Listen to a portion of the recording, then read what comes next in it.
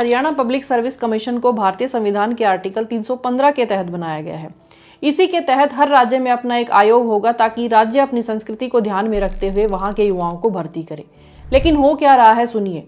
हाल ही में एचपीएससी द्वारा निकाले गए परिणामों से लगता है कि अब हरियाणा पब्लिक सर्विस कमीशन की बजाय Haryana public send off commission बन के रह गया है, क्योंकि एचपीएससी का उद्देश्य अब हरियाणा के युवा अधिकारी भर्ती करने की बजाय केवल उम्मीदवारों को सिलेक्शन प्रोसेस से बाहर करने का हो गया है। कुछ सालों के इनके रिजल्ट को ध्यान से देखिए तो आपको पता चलेगा कि ज्यादातर भर्तियों में जनरल कैटेगरी में या तो बाहर के कैंडिडेट हैं या फिर जो पद रिजर्व्ड हैं वो खाली छोड़े जा रहे हैं। अभी चलो स्टार्ट करते हैं वर्ष 2022 की भर्ती के परिणाम से, जिसमें कृषि विभाग के 600 पदों के लिए भर्ती निकाली गई, लेकिन लिए कितने? सिर्फ 50।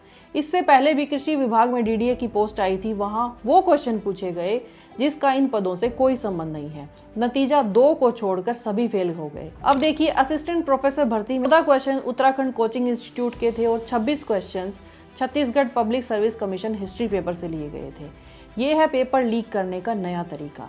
एक और परीक्षा देखिए जिसमें कॉमन एक एग्जाम लिया गया जिसमें 100 प्रश्न पूछे गए, लेकिन एचपीएससी ने 9 को गलत मानते हुए उस पेपर में से हटा दिया। गलती किसकी है? हर कैंडिडेट ने हर ऑब्जेक्शन के 250 रुपए विद रेफरेंस दिए, लेकिन उनको क्या मिला? कुछ नहीं। ये भी छोड़िए, आप देखिए क्या उनको 9 के 9 नंबर नहीं मिलने चाहिए थे? ये बस एक जस्ट क्वालिफाइंग एग्जाम था जिसका इन पदों से कोई संबंध नहीं है।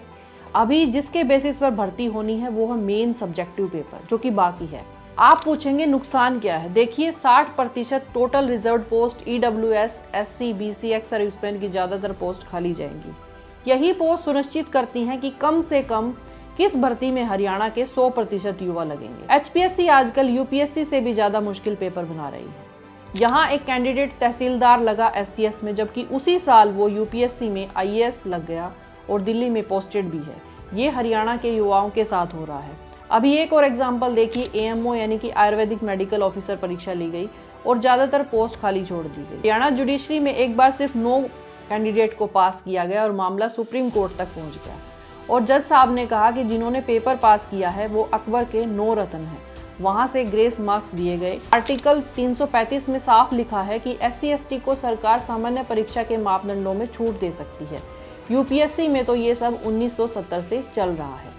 गौर करने वाली बात है कि आज तक हरियाणा में इस तरह से भर्ती खाली जाती नहीं दिखी है, लेकिन अभी जा रही हैं। हम लड़ रहे हैं अन्याय के खिलाफ। जो गलत क्वेश्चन है उसके नंबर एचपीएससी के द्वारा सभी को दिए जाएं और एचपीएससी का मोटिव सिर्फ क्वेश्चन पेपर को टफ बनाना और मेन पेपर में हार्ड चेकिंग करना नहीं, बल्कि मेरिट बना के कैंडिडेट को भर्ती करवाना होना चाहिए। लगता है कमीशन ने ये सोच लिया है कि हम पेपर बनाएंगे और तुम पास होकर दिखाना।